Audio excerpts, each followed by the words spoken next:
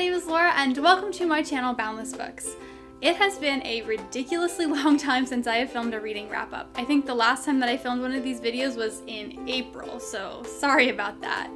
But today I'm going to run through some of the books that I've read recently that have really stood out to me. I'm not going to run through everything that I've read since May because this video would be like an hour long, but hopefully you guys will find this interesting. So let's just dive in because we have a lot of books to cover. The first book that I want to talk about is called The Bird and the Sword by Amy Harmon. This book is a fantasy and it's roughly based off of the Beauty and the Beast tale. The novel is set in the world of Jeru, where those with magical abilities must hide them.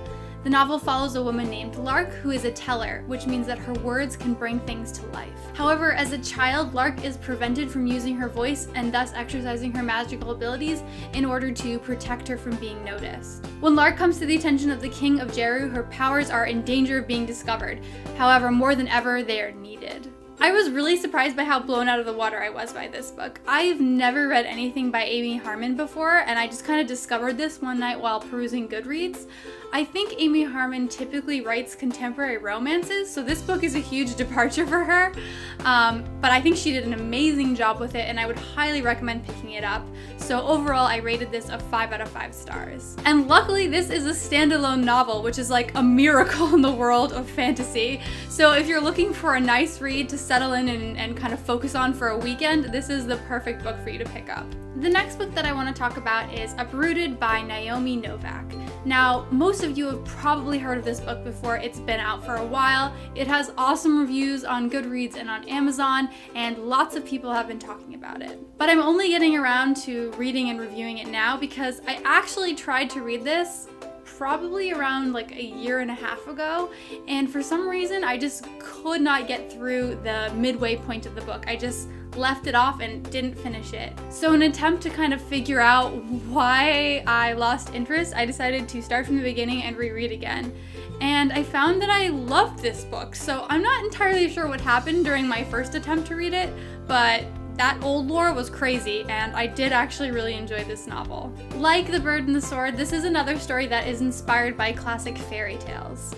It is set in a world that's roughly based off of like rural Russia. And the novel follows a young woman named Agnieszka who grows up in the shadow of an enchanted wood, which is protected by a fearsome sorcerer called the Dragon. Every 10 years, the dragon emerges from his tower, goes to the village, and picks out a young woman to come live with him in the tower, after which time the villagers never really see her again. But Agnieszka assumes that she will never be selected as she is purely uninteresting, not very beautiful, and surely would not attract this powerful sorcerer. Now, obviously things don't work out exactly to Agnieszka's plans, or there wouldn't be a book and I wouldn't be here talking to you guys. Overall, I gave it a 4 out of 5 stars. I thought it was really interesting, and as I reread it, I really didn't find that the middle dragged at all. There's a lot of cool magic and descriptions of what happens in this enchanted wood, so if you like fairy tales that are a little darker, then I think that you might enjoy this book. Next up is Unhooked by Lisa Maxwell, and this is a modern-day twist on the Peter Pan tale.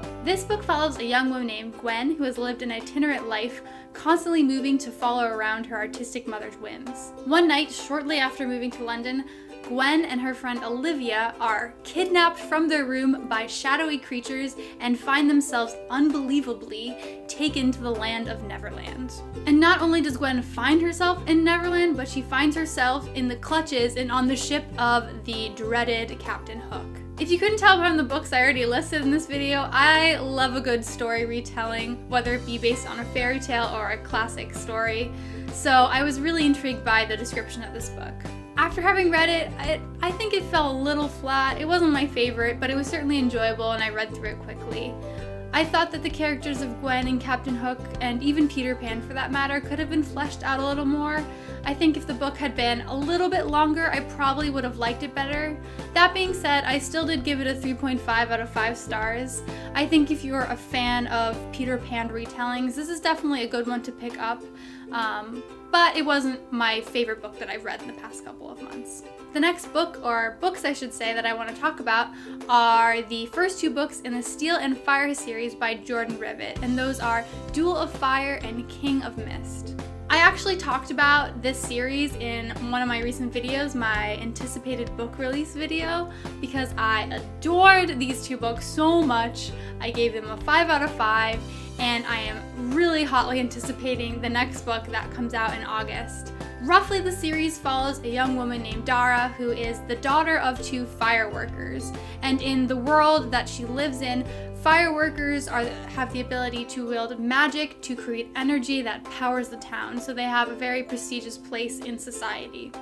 Dara, however, does not have the spark of magic that will allow her to wield fire. Instead, she's determined to become a duelist and to make a mark for herself as a professional duelist. So if you want to hear me ramble about this book a little more, you should definitely check out my other video. I also talk about some other books that are coming out that I'm really excited to get my hands on. The next book that I read is Seabound by Jordan Rivet, and you might be noticing that I read another Jordan Rivet book, and that is because I loved the Steel and Fire series so much that I decided to search out her other books. Seabound is not a fantasy novel, it's actually a post-apocalyptic tale that is set in a world where climate change has caused all of the waters to rise and to basically kill everybody living on land. However, a small contingent of the human population has managed to survive by living on cruise ships, military ships, and other floating pockets of civilization. Esther lives on one of these vessels, a cruise ship called the Catalina, where she acts as a mechanic. However, when life support systems on the Catalina are damaged, Esther and the rest of the crew must go and join up with the Galaxy flotilla to bargain for new parts before all of their fresh water runs out.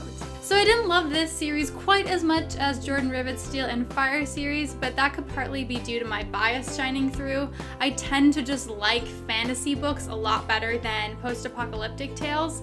But that being said, I did still think this was a really enjoyable book. I haven't actually read the next 2 in the series, but I definitely plan to. I do want to find out what happens, so I'll keep you guys posted on what I think of those. All of that being said, I did still rate this a 4 out of 5 stars. I think it is 100% worth checking out. I do like Jordan Rivet's style of writing a lot. I think she does a really good job with the dialogue, and a lot of her characters are kind of funny, and the way that they banter is extremely engaging and gets you through the novel quite quickly. The next book I'm going to talk about is the book that is probably my biggest disappointment within the last couple of months, and that is Magic Bitter, Magic Sweet by Charlie N. Holmberg.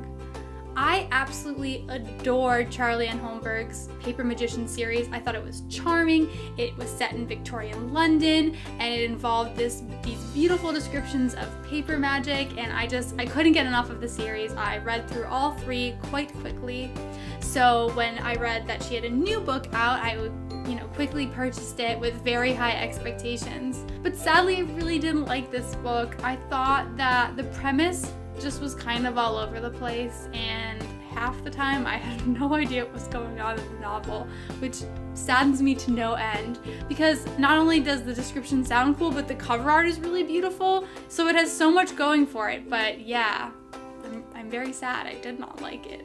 To give you a brief synopsis of what this book is about, it follows a young woman named Mare who comes from a mysterious past. She has no memory of where she was before.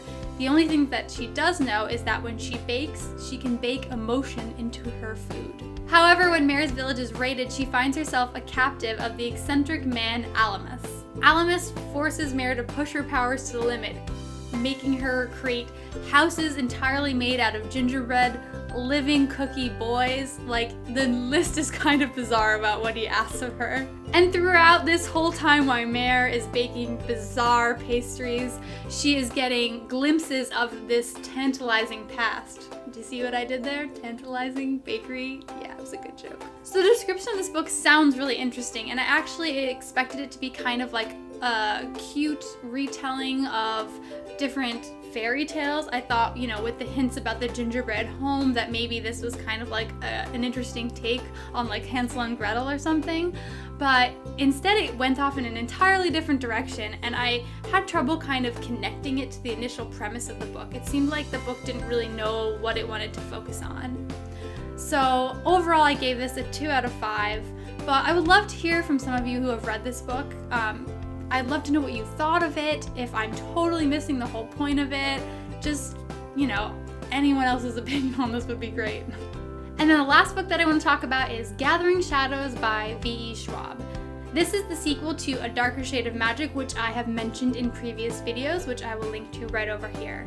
This was by far my favorite book that I've read in the past couple of months. I shouldn't be surprised by that since the first book in the series was excellent, but this one I think I enjoyed even more than the first. So to briefly cover what the series is about, it focuses on 4 different versions of London.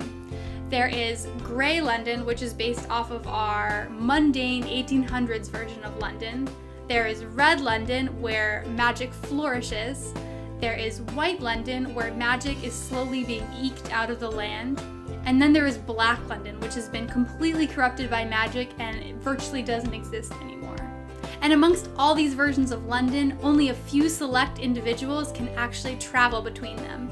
One of these individuals is Kel, an Antari magician. At the end of the first book in the series, our 2 protagonists, Lila and Kel, are set on very divergent paths, and through most of the second book, they are separated. And to be honest, I was really nervous picking this up that I wouldn't enjoy it, because a lot of what I loved about the first book was the interactions between Lila and Kel as they jumped between various versions of London.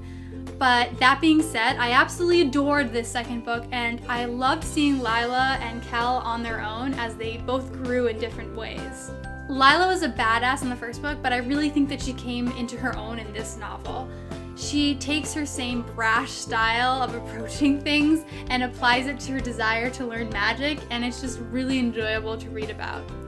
Kel's journey in this book is a little less triumphant, but no less important to the overall plot, and I'm very excited to see where these 2 characters go in the third book. So needless to say, I gave this a 5 out of 5 stars. If I could give it a 6 out of 5 stars and adjust the scale, I would, because it was just that good, and I am so excited until the next book comes out, but I believe I have to wait until February, which bummer, but I'll be there clicking buy on the day it comes out. So if you'd like to see my ratings and reviews of these books or other books that I've actually read during the past couple of months and haven't mentioned in this video, please be sure to follow me on Goodreads. And if you like this video, please be sure to give it a thumbs up. And if you're new to my channel, make sure to subscribe so you can stay up to date on my latest content. And until next time, my name is Laura, and thank you guys so much for watching. Bye! Esther lives on one of these vessels, a cruise ship called the Catalina. Don't eat all the cookies! You better save me some.